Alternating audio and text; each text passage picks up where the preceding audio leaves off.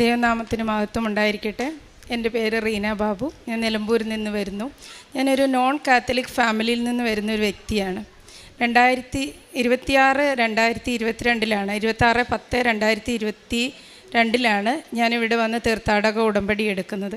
എൻ്റെ ജീവിതത്തിലുണ്ടായ വളരെയേറെ പ്രതിസന്ധി ഘട്ടങ്ങളിലൂടെ കടന്നു പോയപ്പോൾ ഉണ്ടായ പ്രയാസങ്ങളെ അതിജീവിക്കുന്നതിന് വേണ്ടിയിട്ടാണ് ഈ മാതാവിൻ്റെ സന്നിധിയിൽ ഞാൻ കടന്നു വന്നത്. എനിക്ക് അലോപേഷ്യ ഏരിയേറ്റ എന്ന് പറയുന്ന ഒരു അസുഖം പെട്ടെന്നുണ്ടായി. എൻ്റെ തലയിലെ മുടിയൊക്കെ വട്ടത്തിൽ കൊഴിഞ്ഞു പോകുന്ന ഒരവസ്ഥ. കഷണ്ടിക്കാരെ പോലെ അങ്ങേ സൈഡിൽ നിന്നും ഇങ്ങേ സൈഡിൽ നിന്നും ഒക്കെ വകഞ്ഞു വെച്ച് ചെയ്യേണ്ട ഒരവസ്ഥയുണ്ടായി. പലരും എന്താണിത് രോഗാവസ്ഥയെന്ന് ചോദിച്ച് നമ്മളെ വല്ലാതെ ബുദ്ധിമുട്ടിക്കുന്ന ഒരു സാഹചര്യം ഉണ്ടായി. ആ സാഹചര്യത്തിൽ പല ട്രീറ്റ്മെൻറ്റുകളൊക്കെ എടുത്തെങ്കിലും അതിനൊരു മാറ്റം ഉണ്ടായില്ല. എന്നാൽ ഉടമ്പടി ധ്യാനം ജോസഫ് അച്ഛൻ്റെ ഉടമ്പടി ധ്യാനം ആകസ്മികമായി കേൾക്കുന്ന അവസരത്തിൽ അച്ഛൻ രോഗസൗഖ്യ പ്രാർത്ഥനയുടെ സമയത്ത് പറയുന്നു, മുടി കൊഴിഞ്ഞു പോകുന്നതിലൂടെ വളരെയധികം മാനസിക വിഷമം അനുഭവിക്കുന്ന വ്യക്തിയെ ദൈവം എനിക്ക് കാണിച്ചു തരുന്നു എന്ന് പറയുകയും ആ സമയത്ത് ഞാൻ എൻ്റെ തലയിൽ കൈവച്ച് ദൈവത്തിനും മാതാവിനും സമർപ്പിച്ച് പ്രാർത്ഥിക്കുകയും ഉണ്ടായി. ആ പ്രാർത്ഥനയുടെ ഫലമെന്ന് പറയാൻ പതിയെ എൻ്റെ മുടി കിളിർക്കുവാൻ ആരംഭിച്ചു. പൂർവ്വസ്ഥിതിയിലേക്ക് എൻ്റെ മുടിയുടെ അവസ്ഥ തിരികെ വന്നു. എനിക്കിങ്ങനെ ഒരു അനുഗ്രഹം തന്ന അമ്മ മാതാവിനും ഈശോയ്ക്കും 1000 നന്ദിയും സ്തുതിയും കരയേറ്റുന്നു. നിങ്ങളുടെ ഇത്രയും പേരുടെ മുമ്പിൽ ദൈവത്തെ ഏറ്റുപറയുവാൻ എനിക്ക് എൻ്റെ ജീവിതത്തിൽ ലഭിച്ച ഈ അവസരത്തിനായിട്ട് ഏറ്റവും നന്ദി പറയുകയാണ് ഞാൻ. രണ്ടാമതായിട്ട് എനിക്ക് ഉടമ്പടി പുതുക്കിയപ്പോൾ എൻ്റെ കാലിൻ്റെ ചെറുവിരലിൻ്റെ ഇടയ്ക്ക് ഒരു ചെറുതായ ഒരു ചൊറിച്ചിലോടും പൊട്ടലോടും കൂടി ആരംഭിച്ച ഒരവസ്ഥ. അതങ്ങ് വളർന്ന് വല്ലാത്തൊരവസ്ഥയായിരുന്നു. നീരൊലിച്ച് പൊട്ടി അസഹനീയമായ ചൊറിച്ചിൽ, സഹിക്കാൻ വയ്യാത്ത. പല ഡോക്ടർമാരെ കണ്ടു, സ്പെഷ്യലിസ്റ്റായിട്ടുള്ള ഡെർമറ്റോളജിസ്റ്റുമാരെയൊക്കെ കണ്ടു. എന്നാൽ മരുന്നിൻ്റെ ഭാരവും അതിൻ്റെ തുകയും വർദ്ധിക്കുന്നതല്ലാതെ എൻ്റെ രോഗാവസ്ഥയ്ക്ക് എനിക്കൊരു മാറ്റവും ഉണ്ടായില്ല.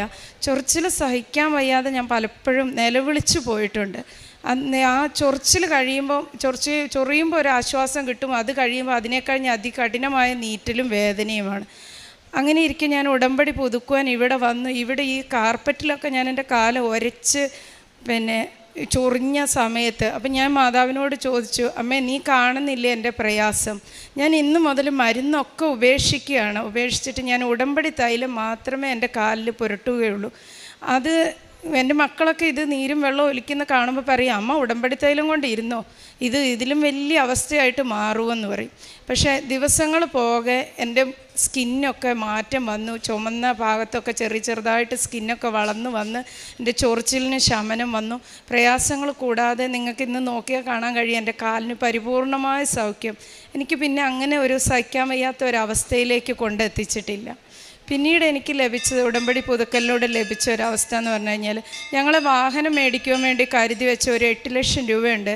അത് എൻ്റെ ഹസ്ബൻഡിൻ്റെ ഒരു സുഹൃത്തിൻ്റെ ജോലി സംബന്ധമായിട്ട് ടാർജറ്റ് തികയ്ക്കേണ്ടതായിട്ടുണ്ടായിരുന്നു ഒരു പ്രൈവറ്റ് ബാങ്കിൽ. പുള്ളി ആവശ്യപ്പെട്ടതിനനുസരിച്ച് ഞങ്ങളത് അവിടെ നിക്ഷേപിക്കും. താല്പര്യമുണ്ടായിരുന്നില്ല, എന്നാലും നല്ലൊരു സുഹൃത്ത് ബന്ധം നഷ്ടപ്പെട്ടു പോകണ്ട എന്നുള്ള പുള്ളി അത്രമേൽ നമുക്കൊരു വാക്കും തന്നിരുന്നു, എൻ്റെ മുതലിൽ നിന്നാണെങ്കിലും ഞാൻ നിങ്ങൾക്ക് ഈ പണം തിരികെ തരുമെന്ന്. ആ ഒരു ധൈര്യത്തിൽ നമ്മളത് കൊടുത്തു. ആദ്യമൊക്കെ പലിശയൊക്കെ ക്രമമായിട്ട് കിട്ടിക്കൊണ്ടിരുന്നു. പിന്നീട് അതൊക്കെ ഇങ്ങനെ മുടക്കം വന്നു. കാലാവധി പൂർത്തിയായി, നിക്ഷേപം തിരികെ ലഭിക്കാത്ത ഒരവസ്ഥ കടന്നു വന്നു. അവരുമായിട്ട് സംസാരിക്കുമ്പോൾ അവർ നമ്മളെക്കാൾ നിസ്സഹായത വെളിപ്പെടുത്തിക്കൊണ്ട് നമ്മുടെ മുമ്പിൽ ഇടപെട്ടു. പക്ഷേ പല പ്രാവശ്യം ഞങ്ങൾ ആ സ്ഥാപനത്തിൽ പോയി, ഞങ്ങൾ തന്നെയല്ല അതുപോലെ നിക്ഷേപിച്ച അനേകരുണ്ടായിരുന്നു. എന്നിട്ടും നമുക്ക് അനുകൂലമായിട്ടൊരു മറുപടിയോ കാര്യങ്ങളോ ഒന്നും ലഭിച്ചില്ല. ഒരു പണം നഷ്ടപ്പെട്ടു പോകുമെന്നുള്ളൊരവസ്ഥയെ വന്നപ്പോഴാണ് ഒരിക്കൽ സ്ഥാപനത്തിൽ പോയപ്പോൾ ഞാൻ ഉടമ്പടി ഉപ്പ് കയ്യിലെടുത്തുകൊണ്ട് പോയി. വിശ്വാസ പ്രമാണം ചൊല്ലി ഞാൻ ആ ഉപ്പ് അവിടെ ആ സ്ഥാപനത്തിൽ നിക്ഷേപിച്ച് തിരികെ വന്നു. അപ്പോഴും നമുക്ക് പ്രത്യാശാവഹമായിട്ടുള്ളൊരു മറുപടി അവരിൽ നിന്ന് ലഭിച്ചില്ല. പിന്നീട് ഒരാഴ്ചയ്ക്ക് ശേഷം അവർ നമ്മളെ ഇങ്ങോട്ട് കോണ്ടാക്റ്റ് ചെയ്യുകയും ഗഡുക്കളായിട്ട് നമ്മുടെ ആ പണം തിരികെ തരാമെന്ന് അവർ സമ്മതിക്കുകയും ചെയ്തു. അങ്ങനെ പണം നിക്ഷേപിച്ച പണം മാത്രമല്ല, ബാക്കിയുണ്ടായിരുന്ന പലിശ സഹിതം ഞങ്ങൾക്ക് ആ പണം തിരികെ ലഭിച്ചു. ഞാൻ അന്ന് പറഞ്ഞിട്ടുണ്ടായിരുന്നു, അമ്മയാണ് എനിക്ക് ഈ തുക തിരികെ തരുന്നതെങ്കിൽ ഇവിടെ അഖണ്ഡ ജപമാല റാലി നടക്കുന്ന ആ ദിവസം രജിസ്ട്രേഷൻ പൂർത്തിയാക്കി ഞങ്ങളുടെ പുതിയ വാഹനം നിരത്തിലിറങ്ങുവാൻ അമ്മ അനുവദിക്കണമെന്ന്. പല തടസ്സങ്ങൾ ഡീലേഴ്സ് പറഞ്ഞു എങ്കിലും കറക്റ്റ് 25-ാം തീയതി വൈകുന്നേരം ഞങ്ങളോട് പറഞ്ഞു, 26-ാം തീയതി 11 മണിക്ക് നിങ്ങളുടെ വാഹനം നിങ്ങൾക്ക് കൈമാറ്റം ചെയ്യും, നിങ്ങൾ വരണമെന്ന്. അത് അമ്മ മാതാവിൻ്റെ ഒരു ഇടപെടലും ഈശോയുടെ ഒരു കാരുണ്യവും ഒന്ന് മാത്രമെന്ന്. എൻ്റെ ഭർത്താവ് ആർമിയിലാണ്. അദ്ദേഹം മഞ്ഞും മലയും ചവിട്ടി അധ്വാനിച്ചുണ്ടാക്കിയ പൈസയാണ്. അത് നഷ്ടപ്പെട്ടു പോകാൻ ഇടയാകാതെ തിരികെ തന്നു. ഞങ്ങളുടെ ജീവിതത്തിൽ ഇത്രയൊക്കെ അനുഗ്രഹം, പ്രതിസന്ധികൾ ഒരുപാട് വന്നപ്പോഴും അമ്മയും ഈശോയും ഉടമ്പടി തൈലും ഒക്കെയായിരുന്നു ഞങ്ങൾക്ക് കൂട്ട്. അതിന് അമ്മ മാതാവിനും ഈശോയ്ക്കും ഒരുപാട് നന്ദിയും സ്തുതിയും പറയുന്നു.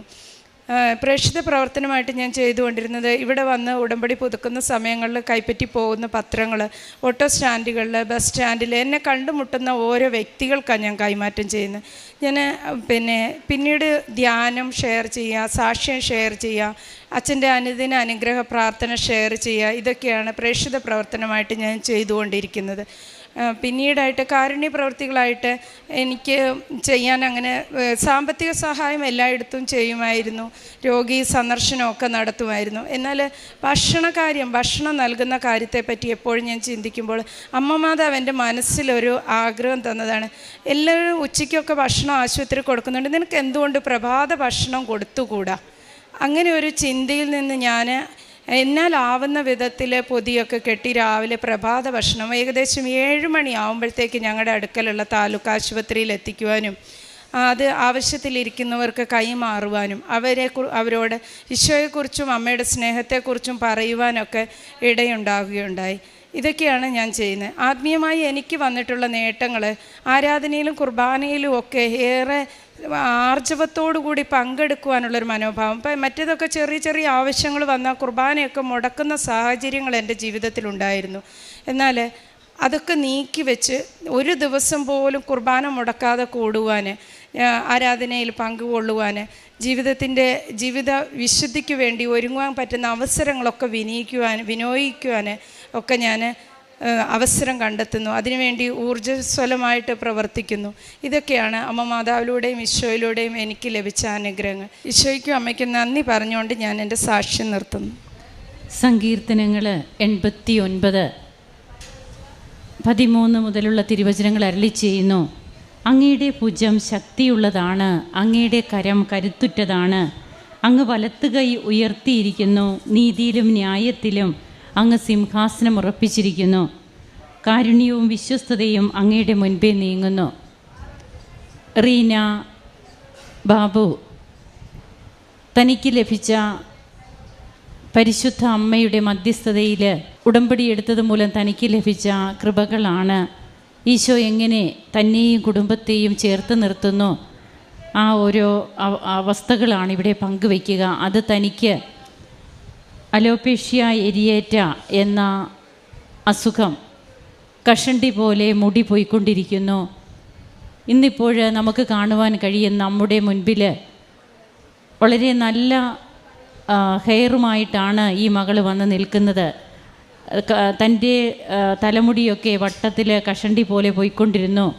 അതിന് മരുന്നെടുത്തു, അതിനൊന്നും യാതൊരു കുറവും ഉണ്ടായില്ല. എന്നാൽ നാം ശ്രദ്ധിക്കേണ്ട ഒരു കാര്യം, ബഹുമാനപ്പെട്ട VP ജോസഫ് അച്ഛൻ്റെ ഉടമ്പടി ധ്യാനം, അത് ഉടമ്പടി ധ്യാനത്തിൻ്റെ സമയത്ത് ബഹുമാനപ്പെട്ട അച്ഛൻ പറയുന്നു, രോഗസൗഖ്യ പ്രാർത്ഥനയുടെ സമയമുണ്ട്, അച്ഛൻ നമ്മെ ആശീർവദിച്ച് പ്രാർത്ഥിക്കുന്ന സമയമാണത്. അങ്ങനെ ആ സമയത്ത് ഈ മകൾക്ക് കിട്ടിയ സൗഖ്യമായിട്ടാണ് ഇവിടെ പങ്കുവയ്ക്കുക. അച്ഛൻ മുടി കൊഴിഞ്ഞു പോകുന്നവരുടെ അവരെക്കുറിച്ച് പറഞ്ഞ് പ്രാർത്ഥിക്കുന്നു. അന്ന് മുതൽ തനിക്ക് 2 മാസം കൊണ്ട് തനിക്ക് തൻ്റെ മുടി നോർമലായിട്ട് വന്നു. പിന്നീട് ഇന്ന് വരെയും തനിക്ക് അങ്ങനെ ഒരു അവസ്ഥ ഉണ്ടായിട്ടില്ല എന്നാണ് പറയുക. ഒരു കൃപാസനത്തിലെ ഒരു പ്രാർത്ഥനയും അതിൽ നാം അതൊന്നും സ്കിപ്പ് ചെയ്യരുത്. ഉടമ്പടി ധ്യാനം അത് എത്ര മണിക്കൂറുണ്ട്, 1.5 2 മണിക്കൂറുണ്ടെങ്കിലും അതിലൊക്കെ വളരെ അപ്ഡേഷൻ നമുക്ക് കിട്ടുന്ന ധ്യാന അവസരങ്ങളാണ് ബഹുമാനപ്പെട്ട അച്ഛനിലൂടെ ദൈവം പ്രവർത്തിക്കുന്ന സമയങ്ങളാണ്. അങ്ങനെ തനിക്ക് ലഭിച്ച രോഗസൗഖ്യവും പിന്നീട് ഉടമ്പടി തൈലത്തിലൂടെ തൻ്റെ കാലിൽ വന്ന ഒരു വ്രണം അതുമൂലമൊക്കെ ഒത്തിരിയേറെ ഡോക്ടേഴ്സിനെയൊക്കെ കണ്ടു. 6 മാസത്തോളം പലവിധ ചികിത്സകൾ നടത്തി. അതിലൊന്നും തനിക്ക് സൗഖ്യം ലഭിച്ചില്ല. ഉടമ്പടി തൈലം പൂശി പ്രാർത്ഥിക്കുമ്പോൾ നോർമലായിട്ട് സ്കിൻ വരുന്നതും ഇന്ന് തനിക്കതൊന്നുമില്ല, ആ അസുഖമേ ഇല്ല. അതുപോലെ തങ്ങൾക്ക് ഒരു നിക്ഷേപം ബാങ്കിലുണ്ടായിരുന്നത് അതിൻ്റെയൊക്കെ കാര്യം വളരെ വ്യക്തമായിട്ട് പറഞ്ഞു. താൻ ഒരു നോൺ കാത്തലിക്കാണ്. താൻ ഇവിടെ വന്നതിന് ശേഷം പരിശുദ്ധ അമ്മയെ കൂടുതൽ സ്നേഹിക്കുന്നു, അമ്മയിലൂടെ ഈശോയിലേക്ക് അടുക്കുന്നു. തൻ്റെ ആത്മീയ ജീവിതത്തിലൊക്കെ എങ്ങനെയാണ് മാറ്റങ്ങൾ വന്നത്, പ്രേക്ഷിത പ്രവർത്തനവും കാരുണ്യ പ്രവർത്തികളുമൊക്കെ എത്രമാത്രം തീഷ്ണതയോടെ ചെയ്യുന്നു.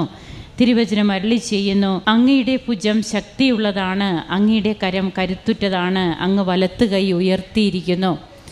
കർത്താവ് വലത്ത് കൈ ഉയർത്തി നമ്മോടൊപ്പം ഉള്ളപ്പോൾ നമ്മുടെ ജീവിതം ഏറ്റവും സുരക്ഷിതവും അതുപോലെ തന്നെ ദൈവത്തിൽ പൂർണ്ണമായി ആശ്രയിക്കുവാനുള്ള കൃപ നമുക്ക് നൽകുന്നതുമാണെന്നാണ് ഈ മകൾ ഇവിടെ പങ്കുവയ്ക്കുമ്പോൾ തനിക്ക് വന്ന വ്യക്തിപരമായ മാറ്റങ്ങൾ ഇതിലൂടെയൊക്കെ ഇന്ന് ഏറ്റവും ഉണർവോടെ തന്നെ ദൈവത്തെ ശുശ്രൂഷിക്കാൻ കഴിയുന്നു എന്നുള്ളതാണ് ഈ മകൾ ഇവിടെ പങ്കെടുക്കുമ്പോൾ പറയുക. നമുക്ക് കരങ്ങളടിച്ച് ദൈവത്തെ ആരാധിക്കാം. യേശുവേ നന്ദി, യേശുവേ സ്തുതി, യേശുവേ ആരാധന. അത്യപൂർവ ദൈവാനുഭവങ്ങൾ ഇനി നിങ്ങൾക്കും സ്വന്തം.